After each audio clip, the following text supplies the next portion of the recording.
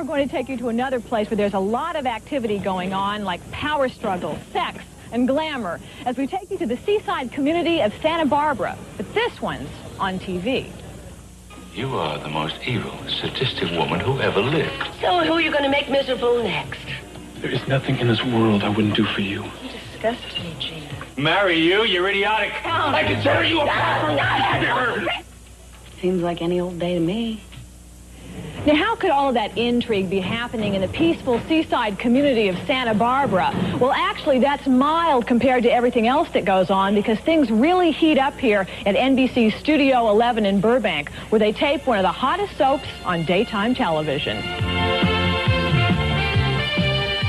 In its third season, Santa Barbara tells the tale of the Capwell and Lockridge families and all the lust, greed, murder, betrayal, and steamy affairs that come into their lives every day. So you can sleep during our honeymoon. I'll go out shopping. Just leave me your credit cards. With a colorful cast of characters and creative writing, Santa Barbara has added a new dimension to the tried-and-true soap formula: wit, sophistication, and humor. Oh, my goodness. You are a cold-hearted, blanket-snatching, sharp-tongued shrew. Oh, kiss me.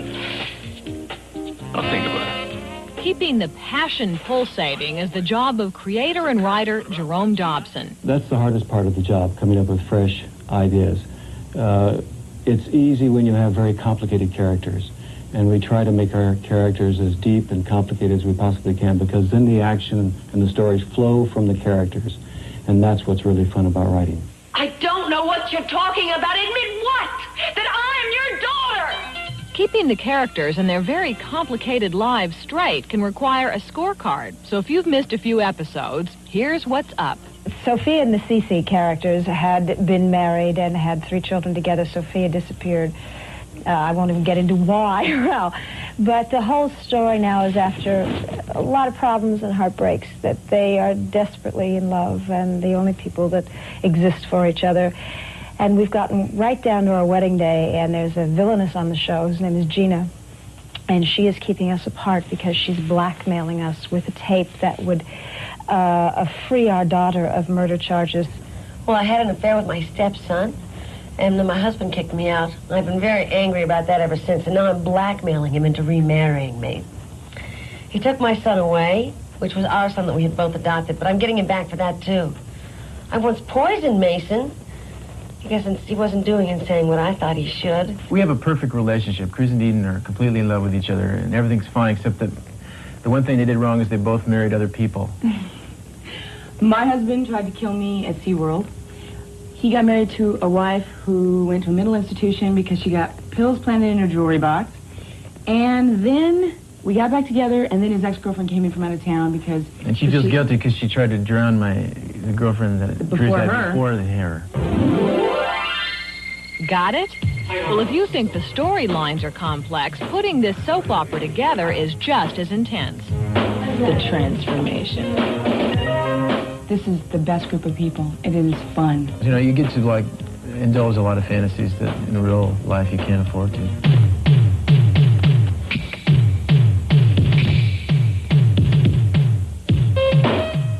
You never get a chance to do this at night, ever, to have the characters we have play at night. Because you're playing 8 pages a night, maybe on a nighttime show. You get paid a lot more money, but I guarantee you we have more fun.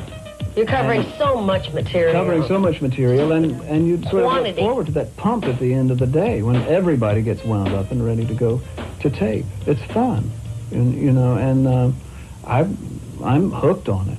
4, 3, 2.